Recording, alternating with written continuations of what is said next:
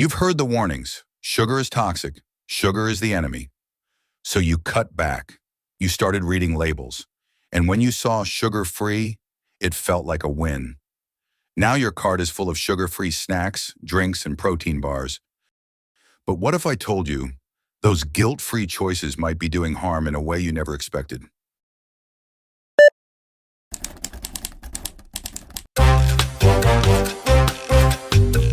The sugar-free industry is booming, not just because we love sweet things, but because we've been taught to fear sugar. Over the last few decades, sugar has been blamed for everything from obesity and diabetes to heart disease and even cancer. So when brands offer products with zero sugar or sugar-free on the label, it feels like the healthy choice. They promise all the pleasure without the guilt.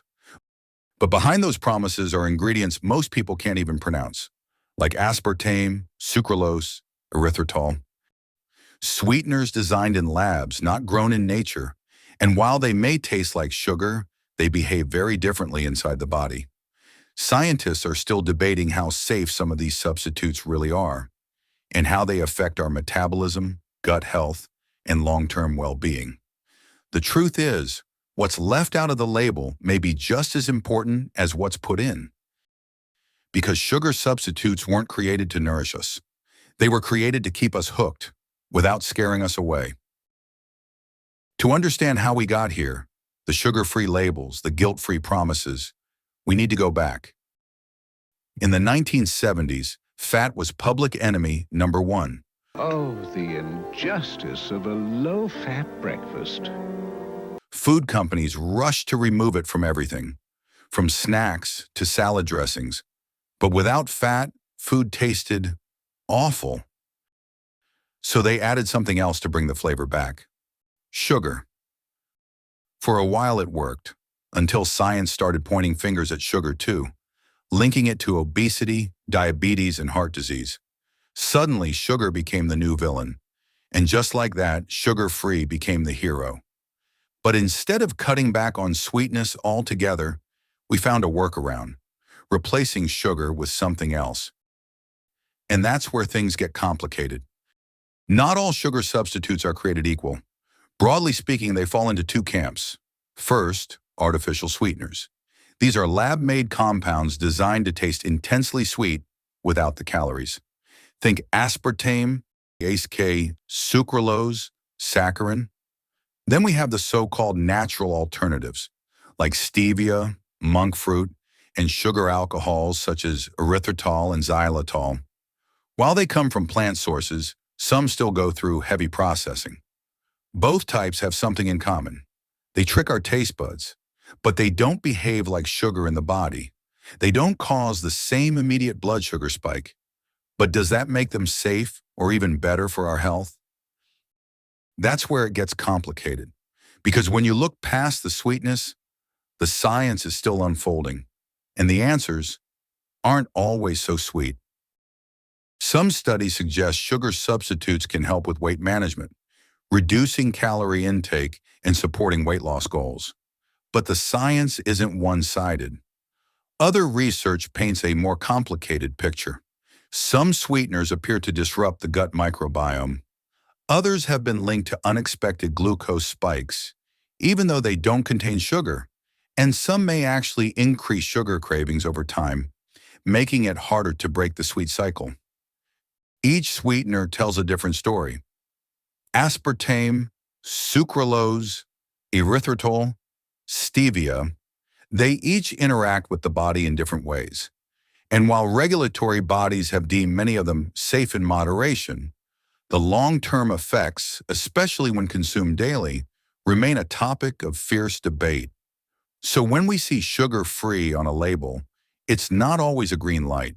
It's a signal to look closer. Sugar-free sounds like a healthy choice, but behind that label is a billion-dollar industry. It's not just about cutting sugar, it's about selling a feeling, control, wellness, even virtue. From diet sodas to protein bars, brands promise guilt-free indulgence. But in reality, many of these products are just as processed, sometimes more than the ones they replace. Sugar-free often means sweetened with chemicals, wrapped in health claims, and marketed with buzzwords. These aren't always upgrades. They're just different formulas, engineered for maximum appeal. And as we reach for better choices, we're unknowingly consuming more ultra-processed foods than ever. What we're sold as health may just be another product on the shelf. So, are sugar substitutes evil? Not exactly. But are they a magic fix? Definitely not. See, the food industry is smart. They know we're looking for healthier choices, and they've turned that into a business. Sugar-free, guilt-free, zero calorie. Sounds good, right? But here's the catch. It's not just about what they take out, it's about what they add in. Artificial sweeteners, preservatives, ingredients you've never heard of, sometimes barely labeled. Because in modern food, every ingredient has a reason. And sometimes that reason isn't your health. That label, it tells a story, but it doesn't always tell the whole story. And that's what this channel is here to uncover. The hidden ingredients, the hidden motives, and the impact they have on our health, our habits, and our freedom to choose. Sweeteners are everywhere, in your soda, your protein bars, even your toothpaste. But what are they actually doing inside your body?